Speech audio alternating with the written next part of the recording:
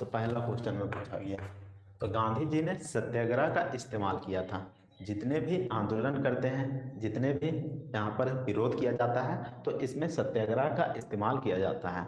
तो गांधी जी के अनुसार सत्याग्रह का मतलब क्या होता है? तो आपको ये बताना है कि आखिर गांधी जी ने सत्याग्रह किसको कहा था। तो गांधी जी के अनुसार सत्याग्रह किसको कहा गया था? तो यहाँ पर देख सकते हैं सत्याग्रह, तो यह दो वर्ड से बना हुआ है। तो कौन सा वर्ड से बना गया है? तो सत्य और प्लस आग्रह। सत्य और आग्रह वर्ड से मिलकर बना है सत्याग्रह। यानी कि सत्य के लिए, जो सही चीज है उसके लिए आग्रह करना, उसके लिए आग्रह करना, विनती करना। लेकिन जो गांधी जी रहते हैं वह अंग्रेजों से हाथ या फिर पैर नहीं जोड़ते हैं, अंग्रेजों के आगे हाथ या फिर पैर नहीं जोड़ते हैं। कि हम कहते हैं कि नहीं है कि हम यहाँ पर सत्य के लिए हम आपसे विनती कर रहे हैं, पूरा गोड़ हाथ जोड़ रहे हैं, यह चीज सही है, तो ऐसे नहीं करते हैं। तो क्या करते हैं? तो फिर इसके लिए वे क्या करते हैं? तो आंदोलन करते हैं, विरोध करते हैं, जिसका सहारा लिया जाता है सत्याग्रह। सत्याग्रह यानी कि जो चीज़ सही है उसके लिए आग्रह किया जाता है। तो इसी को यहाँ पर सत्याग्रह कहा गया है। तो यहाँ पर ध्यान से समझिए कि आखिर सत्याग्रह का मतलब क्या होता है। तो सत्याग्रह में क्या होता है?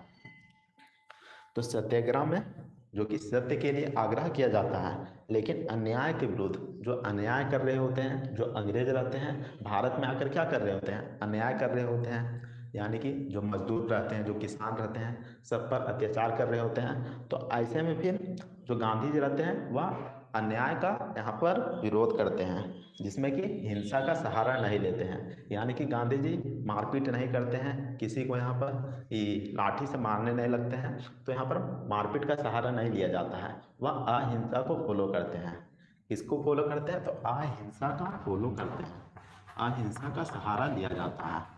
तो सत्याग्रह में क्या किया जाता है? तो अहिंसा का यहाँ पर सहारा लिया जाता है। जो अन्याय हो रहा है, जो अंग्रेज जो अन्याय कर रहे हैं, उसके खिलाफ यहाँ पर अहिंसा का प्रयोग किया जाता है।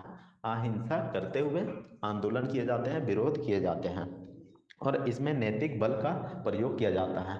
नैतिक बल में क्या हो गया? तो नैतिक बल में हो गया, मान लीजिए जो कि सत्य है, जो चीज़ ईमानदारी से किया जाए उसी को हम नैतिक बल कह सकते हैं। तो नैतिक बल का इस्तेमाल किया जाता है। और यहाँ पर जो सत्याग्रह है, सत्याग्रह का अर्थ यह नहीं है कि मान लीजिए कि हम किसी को जबरदस्ती मार पीट के उसका यहाँ पर उसको हरा दें, तो यह इसका मतलब नहीं होता है। सत्याग्रह का मतलब यह नहीं होता कि हम उसका पास गए, लाठी लेके गए और उसको कपाड़े फोड़ दिए यहाँ पर, और वह उसका यहाँ पर माइंडे चेंज कर दिए। तो ये नहीं होता है। तो यहाँ पर जो मनुष्य होता है, जो अन्याय कर रहा होता है, उसका हृदय परिवर्तन करना है, उसका हृदय परिवर्तन करना है।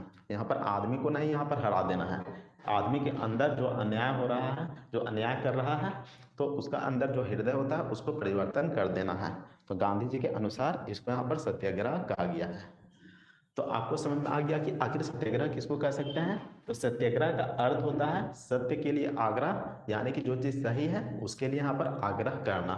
लेकिन जो गांधी जी रहते हैं अंग्रेजों के आगे झुक के नहीं, गोड़ हाथ नहीं पकड़ते हैं कि यहाँ पर ये चीज़ सही है, ये चीज़ गलत है।